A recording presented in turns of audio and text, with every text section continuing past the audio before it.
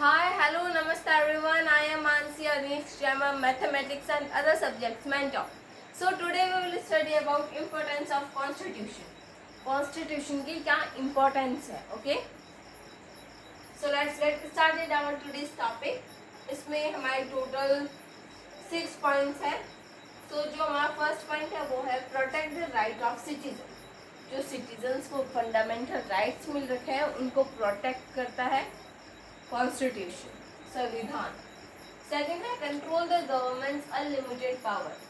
जो गवर्नमेंट को सरकार को अनलिमिटेड पावर दे रखी है उसको भी कॉन्स्टिट्यूशन कंट्रोल करता है कि कौन सी गवर्नमेंट को कितनी पावर देनी है और वो उसे कहाँ यूज कर सकते हैं. ओके. देन है distributes the power among different organs of government.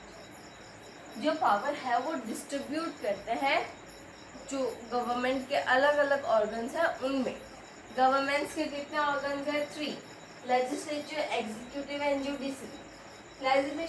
Legislature का क्या काम है? Making laws. कि जो लेजिस्लेचर है, लेजिस्लेचर को हम पार्लियामेंट भी बोलते हैं, उसका सिर्फ काम है लॉज बनाना. ओके. और उन्हें इतनी ही पावर मिल रखी है कि वो सिर्फ लॉज बनाए. उन्हें ये पावर नहीं दे रखी कि वो लॉज को अप्लाई भी कर सके, उन्हें चेक भी कर सके. वो इस चीज़ में इंटरफेयर नहीं कर सकते. बस उनका काम ये है कि वो लॉ बनाए. ओके. फिर है एग्जीक्यूटिव. एग्जीक्यूटिव में क्या होता है? Apply the laws. जो लॉ है, अगर लोकसभा और राज्यसभा दोनों तरफ से वो लॉ है वो हाँ हो सही हो जाता है कि हाँ कि ये लॉ बनना चाहिए. ठीक है.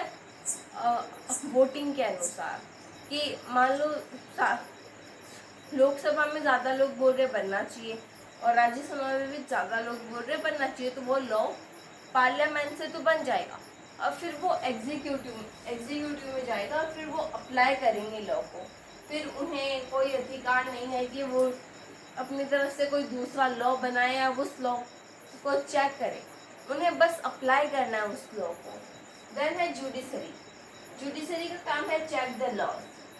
वो लॉ को चेक करेंगे और जो ये लेजिस्लेचर एंड एग्जीक्यूटिव है इन पर नज़र रखेंगे कि लाइक सीक्रेट एजेंट होता है. सबसे ज़्यादा पावर होती है जुडिशरी के पास. वो उस लॉ को चेक करेंगे कि अब यहाँ से भी आ गया लेजिस्लेचर पे और इन्होंने अप्लाई कर दिया, ठीक है, इनका काम यहाँ खत्म. फिर जुडिशरी आई और वो इस लॉ को चेक करेंगे. अगर वो लॉ सिटीजन्स के लिए अच्छा है और सिटीजन को इससे फ़ायदा मिल रहा है तो उस लॉ को आप बोल देंगे हाँ ये लॉ सही है. बट अगर ये गलत नहीं है तो उस लॉ को वहाँ हटा दिया जाएगा. ओके. देन है it protect the interest of minorities. ये माइनॉरिटीज के इंटरेस्ट को प्रोटेक्ट करता है. Okay. It maintain the socialism and secularism in our country. हमारी कंट्री में सोशलिज्म एंड सेक्युलरिज्म. अब सोशलिज्म क्या होता है?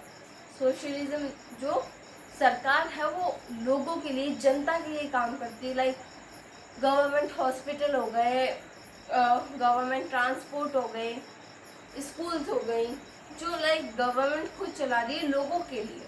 ओके. एंड सेक्युलरिज्म क्या है? कि कोई भी गवर्नमेंट का अधिकारी, कोई भी सरकारी अधिकारी को कोई अधिकार नहीं है कि वो किसी भी रिलीजन के आधार पर, धर्म के आधार पर, कास्ट के आधार पर किसी को जज ना करें या उसमें कोई डिस्क्रिमिनेशन ना करें कि ये नीचे जात का है तो हम इसको ये पावर्स नहीं देंगे या ये फैसिलिटीज़ नहीं देंगे. वो ये चीज़ें नहीं कर सकते. और जो कॉन्स्टिट्यूशन है वो इस चीज़ को मेंटेन करता है, इस चीज़ को सोशलिज्म एंड सेक्युलरिज्म हमारी कंट्री में बना रहे. ठीक है. देन आता है it provide us our 6 fundamental right. और ये हमें अपने 6 फंडामेंटल राइट्स प्रोवाइड करते हैं जो हमने लास्ट सेशंस में पढ़ लिए हैं. ओके.